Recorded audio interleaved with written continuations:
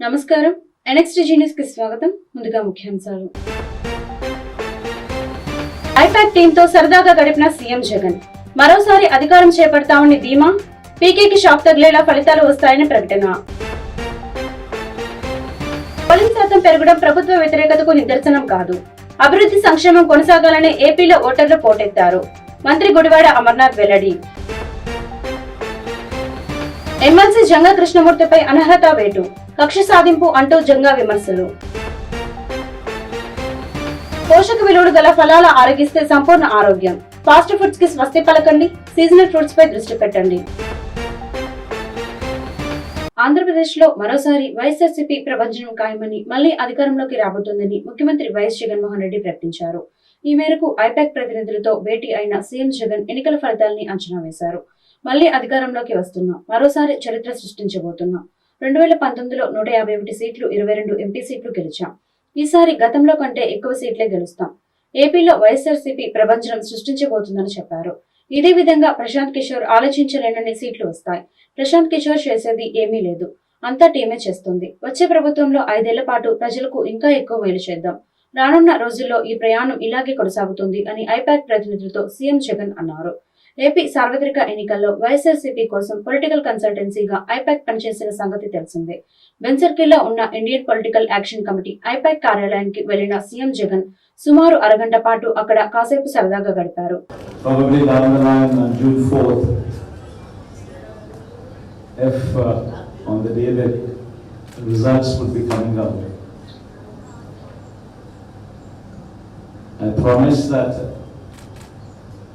This results would ensure that the whole country would stand up and look towards Andhra Pradesh.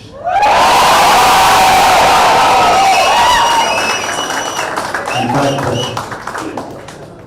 when someone told me last time itself was 151, last time out of 175, 151 itself is a tall number.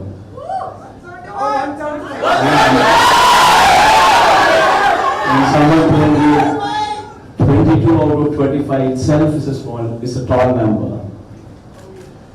This time, we're going to beat that record.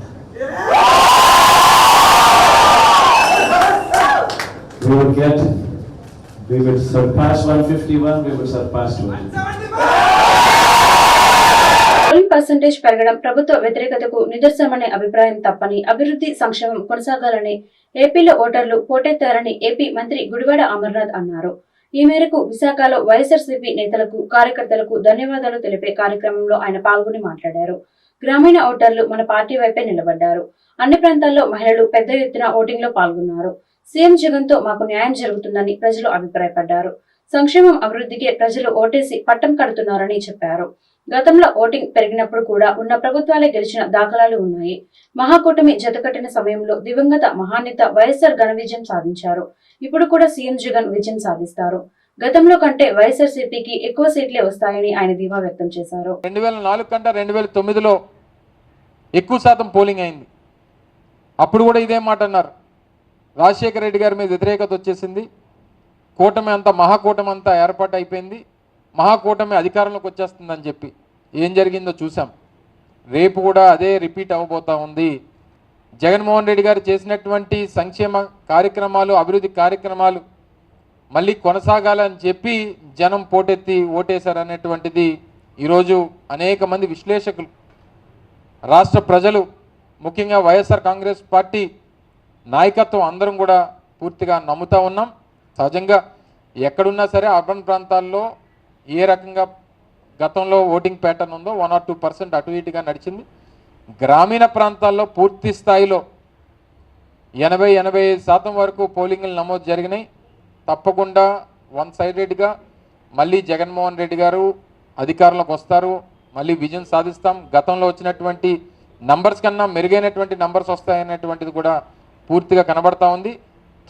కేంద్రంలో కూడా తప్పకుండా ఈసారి రాష్ట్రంలో వైఎస్ఆర్ కాంగ్రెస్ పార్టీకి వచ్చినటువంటి parliament అభ్యర్థుల ద్వారా వారి మద్దతు పూర్తి స్థాయిలో అవసరం పడుతుందని చెప్పి కూడా పూర్తి స్థాయిలో ఆశిస్తూ ఉన్నాం. మన రాష్ట్రంలో వైఎస్ఆర్ కాంగ్రెస్ పార్టీ ఎంపీల తాలూకు అవసరం తప్పకుండా పడుతుందని చెప్పి ఆశిస్తా ఉన్నా. ఓటమి భయంతోనే వైసీపీ నాయకులు దాడులకు పాల్పడుతున్నారని టీడీపీ సీనియర్ నేత సోమిరెడ్డి చంద్రమోహన్ రెడ్డి ఆగ్రహం వ్యక్తం చేశారు. దాడులు చేసేలా మంత్రులు రెచ్చగొడుతున్నారని ఆరోపించారు. మంత్రి కాకాని గోవర్ధన్ రెడ్డి మాట్లాడిన వీడియోను ఈ సందర్భంగా ఆయన ప్రదర్శించారు. జూన్ 4 తర్వాత తెదేపా నేతలను తరిమేస్తామంటూ వైకాపా నేతలు ప్రగల్భాలు పలుకుతున్నారని, ముందు వారి సంగతి చూసుకోవాలని హితవు పలికారు. జగన్ కు ఆయన తల్లి, ఇద్దరు చెల్లెళ్లు వ్యతిరేకంగా ఉన్నారన్నారు. 135 సీట్లతో కూటమి అధికారంలోకి రావడం ఖాయమని సోమిరెడ్డి ధీమా వ్యక్తం చేశారు. అహంకారానికి ఆత్మగౌరవానికి మధ్య ఎన్నికలు జరిగాయన్నారు. దుర్మార్గాలు ఏంటి? ఆఖరణ ఎలక్షన్ కమిషన్ డీజీపీని, చీఫ్ సెక్రటరీని పిలిచి మందలించాల్సిన పోస్ట్ ఎలక్షన్స్ దాడుల మీద ఇటువంటిది ఎప్పుడన్నా చరిత్రలో జరిగిందా? ఏ రాష్ట్రంలో అయినా జరిగిందా? 5 సంవత్సరాలు సప్రెషన్లో పెట్టారు, గొంతెత్తనీయకుండా అరాచకాలు చేశారు. ఈరోజు కట్టలు తెంచుకొని వచ్చి ఓట్లేశారు.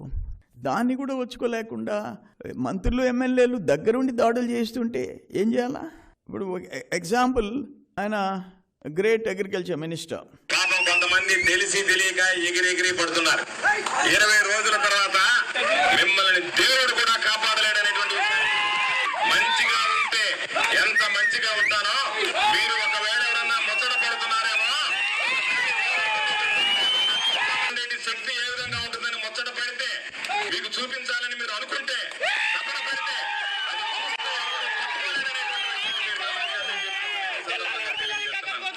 నేను ఏడడం మొదలు పెడితే ఈ గ్రామంలో కూడా ఉండకుండా వెళ్ళిపోయినటువంటి పరిస్థితి. 20 రోజుల తర్వాత తెలుగుదేశం వాళ్ళు ఎవరు స్థానికంగా ఉండలేరంట, బతకలేరంట. ఏంటిది? డెమోక్రసీ సచ్చిందా? మా గవర్నమెంట్ వస్తుంది, నో డౌట్. మినిమం 135 వస్తున్నాయి. మీ మాదిరిగా వైనాట్ 175 ఈ మేము చెప్పటంలా. కడపలో కనుమరుగయ్యే పరిస్థితి వచ్చింది. నేనేం చెప్పాడు జగన్మోహన్ రెడ్డి? కడప సిటీలో మా అంజాద్ భాష తప్పులుంటే మన్నించండి, నన్ను చూసి ఓటేయండి అని చెప్పుకోవాల్సి వచ్చింది ఒక డిప్యూటీ సీఎం. 2 చెల్లెళ్ళు, మీ తల్లి ఆశీర్వదించింది నీకు వ్యతిరేకంగా, నీ పార్టీకి వ్యతిరేకంగా. కడపలో నీ సంగతి చూసుకో. కడప పార్లమెంట్లో మాకు మెజారిటీ సీట్లు వస్తున్నాయి. ఉమ్మడి నెల్లూరు జిల్లాలో 10కి 10 వస్తున్నాయి. ఎక్కడ మీరు గెలిచేది? మీరు దాడులు చేసేది 20 రోజుల తర్వాత మమ్మల్ని ధర్మేసేది ఇంపాసిబుల్. మేము అధికారంకి వస్తున్నాం, మేము వచ్చి మీ మీద దాడులు చేసేదానికి కాదు, రాష్ట్రాన్ని బతికించేదానికి, ఈ దుర్మార్గాల నుంచి కాపాడేదానికి. అహంకారానికి ఆత్మగౌరవానికి మధ్య ఎన్నికలు జరుగుతున్నాయి. ఇప్పటికైనా మంత్రులు, ఎమ్మెల్యేలు కంట్రోల్ కాండి. ఆంధ్రప్రదేశ్ లో సంక్షేమ పథకాల లబ్ధిదారులకు ఊరట ఇస్తూ డీబీటీ పథకాల్లో నిధులు విడుదల ప్రారంభమైంది. నిన్న ఒక్కరోజే ఆసరాకు 1,480 కోట్లు, జగనన్న విద్యా దీవెన కింద సంపూర్ణ ఫీజు రియంబర్స్మెంట్ కు 502 కోట్లు విడుదలయ్యాయి. 2-3 రోజుల్లో మిగిలిన పథకాలకు నిధుల్ని విడుదల చేయాలని ప్రభుత్వం ప్రయత్నిస్తోంది. ఇదిలా ఉంటే ఎన్నికల వేళ నిధులు విడుదల కాకుండా తెలుగుదేశం పార్టీ కుట్రలు చేసింది. ఈసీకి ఫిర్యాదు చేయడం, ఆ వెంటనే ఈసీ సైతం డీబీటీ నిధులు విడుదలకు చేయకుండా ఆదేశాలిచ్చింది. దీంతో ఎన్నికల సంఘంపై ఏపీ ప్రభుత్వం కోర్టుకు వెళ్లింది. అయితే విచారణ సందర్భంగా ఈసీ తీర్పుపై కోర్టు ఆగ్రహం వెళ్లగక్కింది. ఈలోపే పోలింగ్ తేదీ వచ్చేయడంతో నిధుల విడుదల ఆగిపోయింది. ఇప్పుడు పోలింగ్ ముగియడంతో నిధుల విడుదల తిరిగి ప్రారంభమైంది. ఇంజనీరింగ్, వ్యవసాయ, ఫార్మసీ కోర్సులో ప్రవేశాలకు నిర్వహించే ఏపీ ఈఏపీ సెట్ గురువారం నుంచి ప్రారంభమవుతుందని ఉన్నత విద్యామండలి చైర్మన్ హేమచంద్రారెడ్డి తెలిపారు. నిమిషం ఆలస్యమైన విద్యార్థులను పరీక్షా కేంద్రంలోకి అనుమతించబోమని స్పష్టం చేశారు. అభ్యర్థులు గోరింటాకు పెట్టుకుంటే బయోమెట్రిక్ కు ఇబ్బందులు రావచ్చని, ఆభరణాలతో పాటు ఎలక్ట్రానిక్ పరికరాలను పరీక్షా కేంద్రంలోకి అనుమతించబోరని తెలిపారు. ఉన్నత విద్యామండలి కార్యాలయంలో ఆయన విలేకరులతో మాట్లాడారు. ఏపీ ఈఏపీ సెట్ ఈ నెల 16 నుంచి 23 వరకు జరుగుతుంది. బైపీసీ విద్యార్థులకు 16, 17 తేదీల్లో 4 విడతలుగా, ఎంపీసీ వారికి 18 నుంచి 23 వరకు 9 విడతల్లో పరీక్షలు నిర్వహిస్తున్నాం. ఉదయం 9 గంటల నుంచి మధ్యాహ్నం 12 గంటల వరకు మొదటి విడత, మధ్యాహ్నం 2 గంటల 30 నిమిషాల నుంచి సాయంత్రం 5 గంటల 30 నిమిషాల వరకు మరో విడత ఉంటుంది. ఈసారి మొత్తం 3,61,640 మంది విద్యార్థులు ప్రవేశ పరీక్ష రాసేందుకు దరఖాస్తు చేసుకున్నారని తెలిపారు. టెస్ట్ టైమింగ్స్ విషయానికి వచ్చేసరికి నేను చెప్పాను ఇదివరకే, రోజుల్లో 2 సెషన్స్ మనం కండక్ట్ చేస్తాం. ఫస్ట్ సెషన్ 9 నుంచి 12, ఈ ఎగ్జామినేషన్ 3 గంటల డ్యూరేషన్లో ఉంటుంది. 9 గంటలకి ఉదయం సెషన్ 9 గంటలకు ప్రారంభమై 12 గంటలకు ముగుస్తుంది. అండ్ మధ్యాహ్నం సెషన్ 2:30కు ప్రారంభమై 5:30కు ముగుస్తుంది. బట్ ఈసారి మనం 2:30 గంటలకు స్టార్ట్ చేసి 5:30 గంటలకు ముగిస్తున్నాం. ఎందుకంటే చీకటి పడే అవకాశాలు ఉంటాయి కాబట్టి టెస్ట్ సెంటర్లో ఇబ్బందులు లేకుండా కాస్త అర్లీగా స్టార్ట్ చేస్తామని మనం ప్లాన్ చేసుకున్నాం. ఇది ప్రతి ఒక్క విద్యార్థి తల్లిదండ్రి గమనించాలని మనం కోరుకుంటున్నాం. ఎందుకంటే మధ్యాహ్నం సెషన్ టైమింగ్స్ ఒక అరగంట ముందుగా చేసాం. 3 గంటలకు ఇది వరకు లాస్ట్ ఇయర్ వరకు 3 గంటలకు స్టార్ట్ అయ్యే ఎగ్జామ్ ఈ ఏడాది మాత్రం 2:30 గంటలకు మనం స్టార్ట్ చేస్తున్నాం. ఈ ఎగ్జామ్ అన్నది అగ్రికల్చర్ ఫార్మసీ అన్నది 16-17 ఎగ్జామ్ ఉన్నది. ఎక్కడైతే స్టూడెంట్స్ ఈ సంవత్సరం స్టూడెంట్స్ ఎక్కువగా ఉన్నారు కాబట్టి ఒక సెషన్ అన్నది 9th సెషన్ ఇంజనీరింగ్లో 9th సెషన్ కూడా 23వ తారీఖు పెట్టడం జరిగింది. దానికి కూడా హాల్ టికెట్స్ అన్నీ కూడా వారు కూడా ఇష్యూ చేయడం జరిగింది. ఈ నంద్యాలకు సంబంధించిన ఇష్యూలో కూడా మేము అక్కడ స్పెషల్ అబ్జర్వర్స్తో పాటు వెహికల్స్ అది కూడా రెడీ పెట్టున్నాము. క్యాలిక్యులేటర్స్ కానీ ఎలక్ట్రానిక్ గ్యాడ్జెట్ అంటే ఈ ఈవెన్ వాచెస్లో కూడా అటువంటి లేకుండా అన్నెసరీగా మాల్ ప్రాక్టీస్ ఇష్యూలో వారెవరికి ఇబ్బంది రాకుండా వారెవరు తెలియకుండా ఇన్నోసెంట్గా కూడా ఒక్కోసారి వచ్చే అవకాశం ఉంది. ఏదో ఎలక్ట్రానిక్ గ్యాడ్జెట్ మా పేరెంట్స్ ఇచ్చారు అక్కడ చాలా బాగుంది, దీంట్లో టైం పర్ఫెక్ట్గా తెలుస్తుంది, ఇవన్నీ ఉన్నా కూడా అవన్నీ లేకుండా మీరు ఈ దయచేసి 3 hours ఎగ్జామినేషన్ అన్నది సీరియస్గా తీసుకుని ఆ టైంలో ఈ ఫెసిలిటీస్ ఇటువంటి అన్నీ లేకుండా అవి రాకుండా ఉండటమే బెటరు. ఎమ్మెల్సీ జంగా కృష్ణమూర్తికి బిగ్ షాక్ తగిలింది. ఆయనపై అనర్హత వేటు పడింది. ఇటీవల జంగా వైసీపీని వీడి టీడీపీలో చేరారు. అయితే ఆయనపై అనర్హత వేటు వేయాలని శాసనమండలి చైర్మన్ కు వైసీపీ ఫిర్యాదు చేసింది. జంగా పార్టీ ఫిరాయింపు కారణంగా పార్టీ ఫిరాయింపుల నిరోధక చట్టం కింద అనర్హత వేటు వేయాలని వైసీపీ కోరింది. ఈ మేరకు YCP whip Lela Appireddy assembly secretary general కు ఫిర్యాదు చేశారు. వైసీపీ నేతల ఫిర్యాదుపై శాసనమండలి చైర్మన్ మోషన్ రాజు జంగా నుంచి పలుసార్లు వివరణ తీసుకున్నారు. జంగా ఇచ్చిన వివరణ ఆధారంగా ఎమ్మెల్సీగా కృష్ణమూర్తి అనర్హుడని పేర్కొంటూ గ్యాజెట్ నోటిఫికేషన్ జారీ చేశారు. దీనిపై జంగా కృష్ణమూర్తి స్పందించారు. ఇది కేవలం కక్ష సాధింపు చర్య అని మండిపడ్డారు. బీసీ వర్గాల కోసమే నాకు ఎమ్మెల్సీ పదవి ఇచ్చారని నన్ను డిస్క్వాలిఫికేషన్ చేయడం అంటే బీసీ వర్గాలను అవమానించినట్లే అని అన్నారు. పోలింగ్ అనంతరం కూడా పల్నాడు జిల్లాలో గొడవలు జరగడానికి వైసీపీ కారణమని ఆయన ఆరోపించారు. ఏది ఏమైనా ఎన్డీఏ కూటమి అధికారంలోకి వస్తుందని, చంద్రబాబు సీఎం అవుతారని ఆయన జోస్యం చెప్పారు. శాసనమండలి చైర్మన్ గారు నా ఎమ్మెల్సీ పదవికి డిస్క్వాలిఫికేషన్ నోటీస్ ఇవ్వడం జరిగింది. ఇది నేను కక్షాదింపు చర్యగా భావిస్తున్నాను. కారణం ఏంటంటే మౌఖికంగా నా యొక్క సమాధానం వినాలా.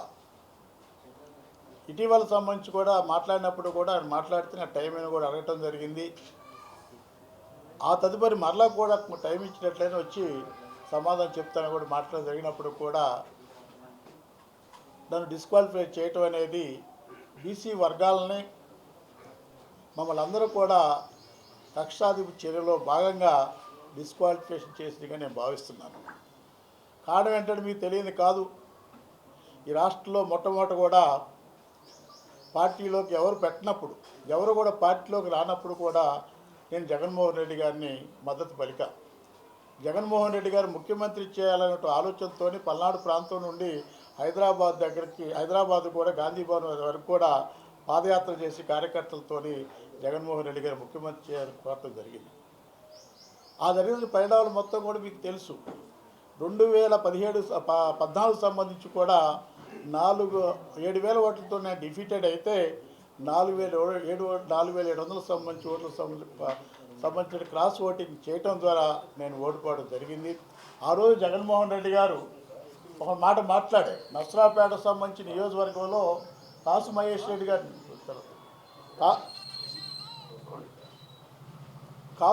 రెడ్డి గారిని పార్టీలో చేర్చుకునేటప్పుడు నన్ను అడిగారు, కాసు మహేష్ రెడ్డి చేర్చుకుందామని. మీరు ఏమాత్రం కూడా ఆయనకి సమాధానం చెప్పకుండా నేను ముఖ్యమంత్రి కావాలన్నా నువ్వు ఎమ్మెల్యే కావాలన్నప్పుడు తప్పనిసరిగా మీ ముఖ్యమంత్రి కావటమే నా అవసరంగా, నా పదవి ముఖ్యం కాదనే ఉద్దేశంతో కూడా కాసు మహేష్ రెడ్డి గారిని ఆ రోజు పార్టీలో తీసుకోవడం జరిగింది. మండుటెండలో పాదచారుల దాహర్తిని తీర్చేందుకు ఆధ్యాత్మిక సంస్థ గుంటూరు మహానగర్ వికాస తరంగిణి శాఖ ముందుకొచ్చింది. ఈ సంవత్సరం కూడా మే నెలలో 30 రోజుల పాటు మజ్జిగ పంపిణీ కార్యక్రమాన్ని ఈ సంస్థ శ్రీకారం చుట్టింది. ఆరగ్రహారం శ్రీ వెంకటేశ్వర స్వామి దేవస్థానం వద్ద పాదచారులకు ప్రతిరోజు మజ్జిగ పంపిణీ కార్యక్రమం ఈ సంస్థ నిర్వహిస్తోంది. పలు సేవా కార్యక్రమాలతో పాటు ఉచిత వైద్య శిబిరాలు కూడా నిర్వహిస్తున్నామని వికాస తరంగిణి శాఖ సభ్యులు యోగేశ్వరరావు తెలిపారు. చిన్నజీఆర్ స్వామి ఆదేశాలతో ఈ కార్యక్రమం చేపట్టామని వివరించారు. ఆధ్వర్యంలో ఆరగ్రహారం వెంకటేశ్వర స్వామి గుడి దగ్గర మజ్జిగ పంపిణీ 4 రోజులు జరుగుతున్నది. ప్రతి ఎండాకాలంలో ఈ కార్యక్రమం ప్రతి ఎండాకాలం 4 రోజులు జరుగుద్ది. మరి ఈ కార్యక్రమంతో పాటు ఇంకేమేమి కార్యక్రమాలు నిర్వహిస్తారు? కంటి హాస్పిటల్, చిన్నపిల్లలకు మందు, ఆయుర్వేద మందు అవన్నీ కూడా జరుగుతుంటాయి. మీరు పేరుకే ఆధ్యాత్మిక సంస్థ కదా, మరి ఇలాంటి సేవా కార్యక్రమాలు నిర్వహించడంలో ఎవరు పాత్ర ఉంది? చిన్నజీవి స్వామివారి ఆధ్వర్యంలో. ప్రకృతి వరప్రసాదమే కమ్మనైన తీయని పండ్లు. ఈ పండ్లు కూడా వర్షాకాలం, శీతాకాలం, ఎండాకాలం బట్టి రకరకాలుగా మనకు అందుబాటులో ఉంటాయి. సీజనల్ ఫ్రూట్స్ సంపూర్ణ ఆరోగ్యానికి దోహదం చేస్తాయి. రోగ నిరోధక శక్తిని పెంచే ఔషధ గుణాలు వీటికి సొంతం. సీజనల్ ఫ్రూట్స్ తింటే రోగాలు దరి చేరవని వైద్యులే నిత్యం చెబుతూ ఉంటారు. కాలాన్ని బట్టి మన శరీర ధర్మాన్ని మెరుగుపరిచే విధంగా ప్రకృతి మనకు ఫలాలు అందిస్తోంది.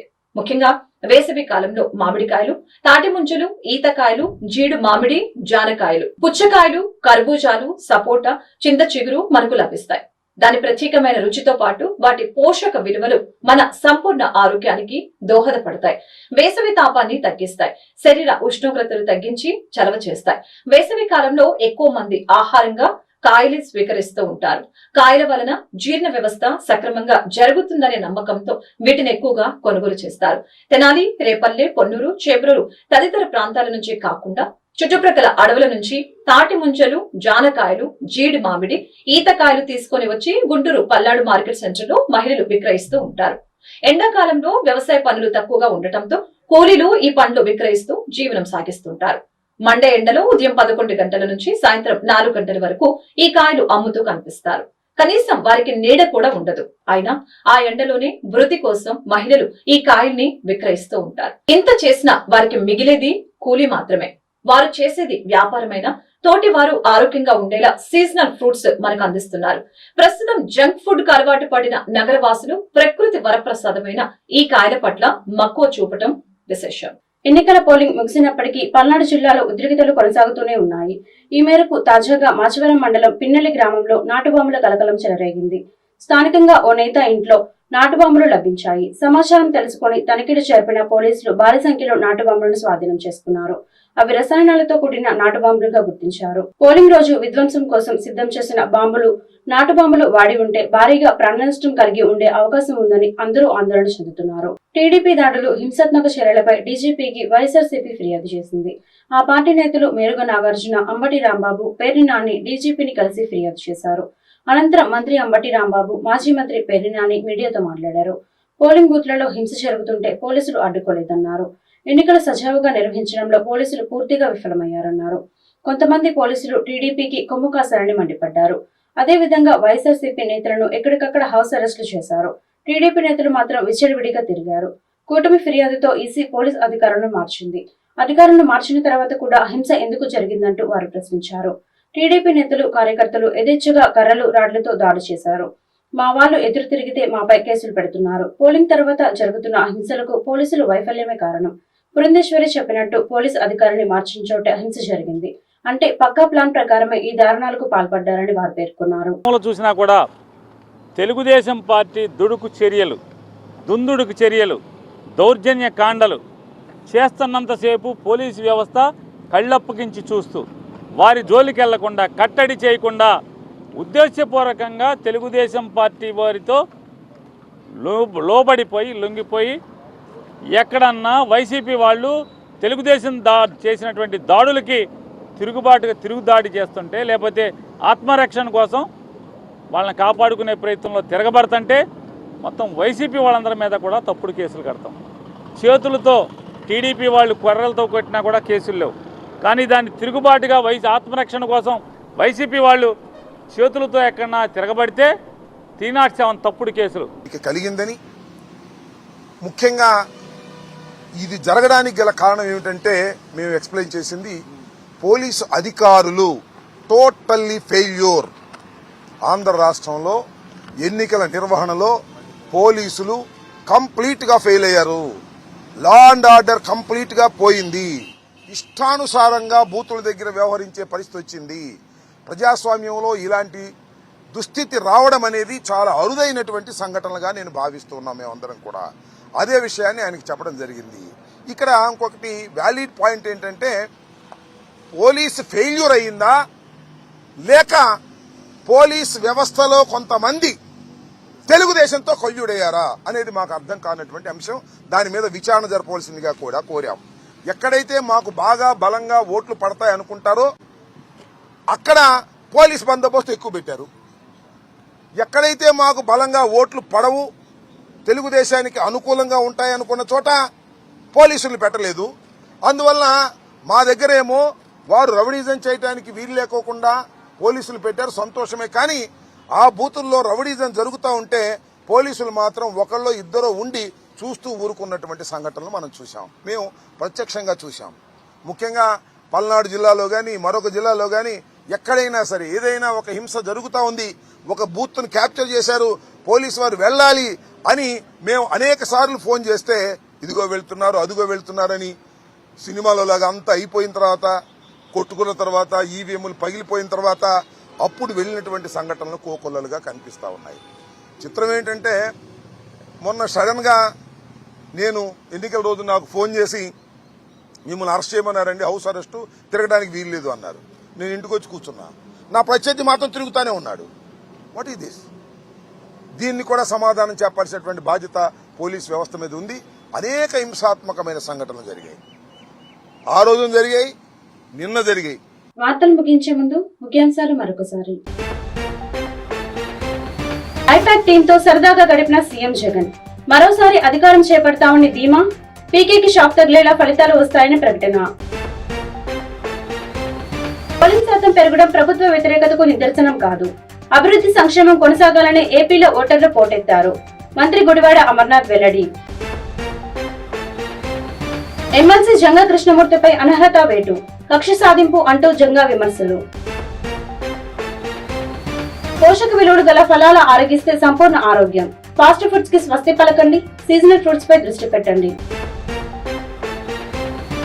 ఈ వార్తలు ఇంతటితో సమాప్తం. నమస్కారం.